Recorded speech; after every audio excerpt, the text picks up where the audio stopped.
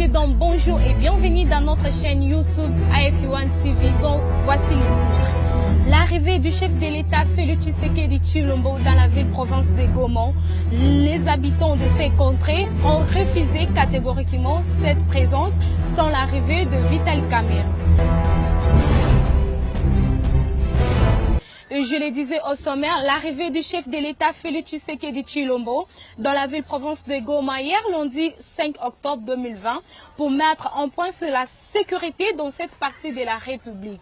Mais chose grave, certains habitants ont catégoriquement refusé cette arrivée en faisant des troubles. Selon eux, la présence des chefs de l'État ne sera jamais la bienvenue sans la présence de Vital Kamerhe. Suivez cet élément.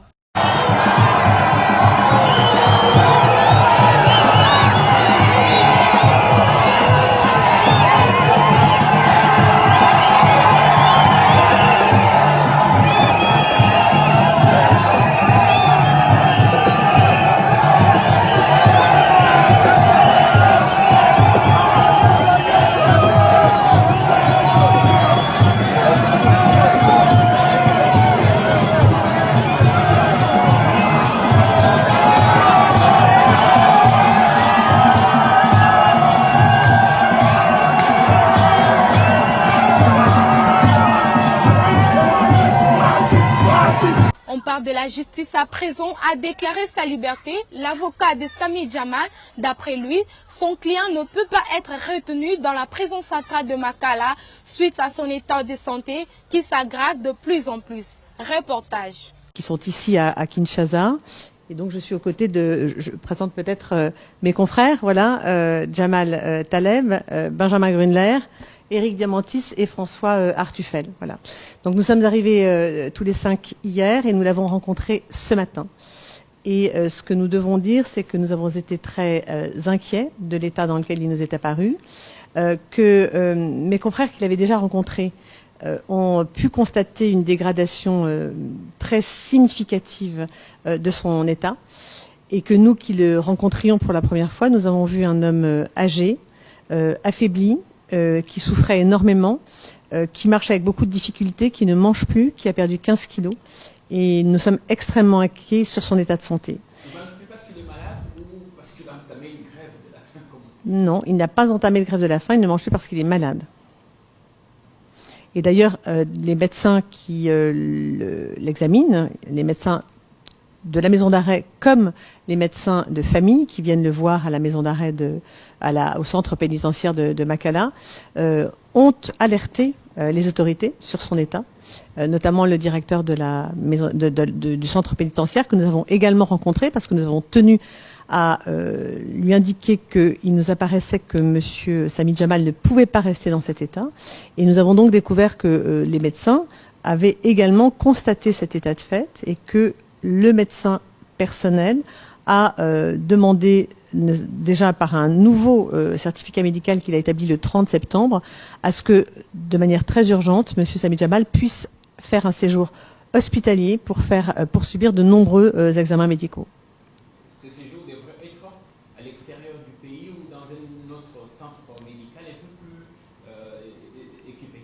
Ce qui est certain, c'est que la situation du centre pénitentiaire de Makala ne permet pas de prodiguer à M. Samy Djamal les soins dont il a besoin et ne permet pas non plus, bien sûr, de faire les examens dont il a besoin. Donc ça devra nécessairement se faire à l'extérieur de la prison. Et d'ailleurs, ce qu'on a signalé également, c'est que M. Vital Kamerhe, qui manifestement était également souffrant, a été libéré pour se faire soigner.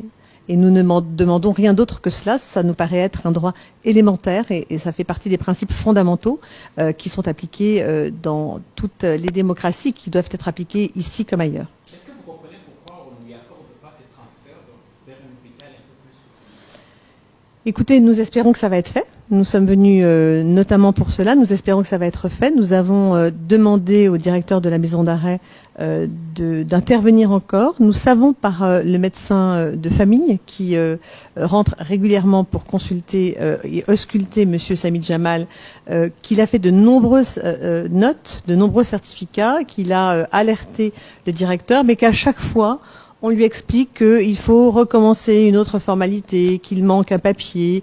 Et donc, on a un peu le sentiment quand même qu'il y a une difficulté à prendre en compte l'état de santé, encore une fois, très inquiétant, très dégradé de notre client.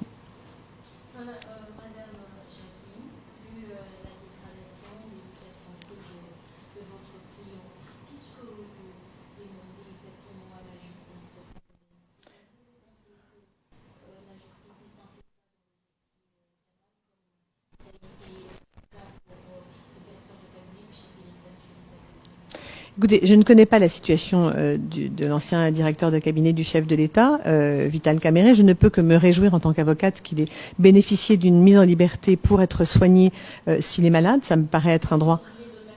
Nous en voulons de même pour notre client, mais il y a deux aspects, si vous voulez. Il y a l'aspect de la détention, que nous contestons, parce que, et ça mes confrères vous l'expliqueront, nous considérons que la condamnation en première instance de M. Samit Jamal est parfaitement infondée et injuste. Il y a de nombreuses pièces qui le prouvent.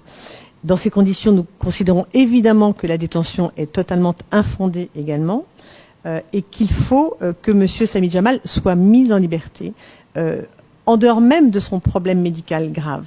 Voilà. Mais nous constatons aujourd'hui qu'il y a une urgence dramatique, je dirais, en raison de son état de santé. Et sur le reste, nous considérons également que la justice devrait examiner les demandes de mise en liberté qui sont faites pour M. Samit Jamal. Et ce matin, nous avons été très surpris de constater, lors de l'audience de la Cour d'appel, que la Cour semblait ne pas vouloir se saisir de la demande de mise en liberté qui avait été présentée, parce qu'un pourvoi était en cours. Si bien que cette demande de mise en liberté n'a pas été examinée par la Cour ce matin. Ce que nous trouvons très étonnant. Est-ce qu'on a pu consulter son dossier médical? De quoi souffrirait-il? Ces jours sont-ils en danger? Écoutez, je ne sais pas si ces jours sont en danger, mais je le crains. Je le crains parce qu'un homme de 80 ans qui perd 15 kilos en quelques semaines, qui a des douleurs terribles, qui ne dort plus, qui ne s'alimente plus, je crois que l'on peut être très inquiet sur sa santé. Et concernant les pathologies précises, c'est précisément ce qui va être recherché à travers tous les examens médicaux, ils sont très nombreux, qui sont sollicités par le médecin. On a le certificat médical, le dernier qui est ici, que nous avons avec nous, qui demande... Bouclons ces journaux par l'actualité musicale. Comme on a toujours dit, c'est par le moment difficile que nous retrouvons de bons amis.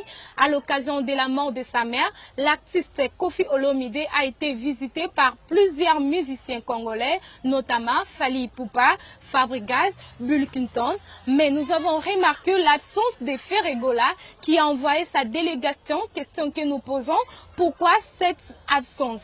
C'est la fin de cette édition. Merci de l'avoir suivi. N'hésitez pas de vous abonner sur notre chaîne YouTube AF1 TV.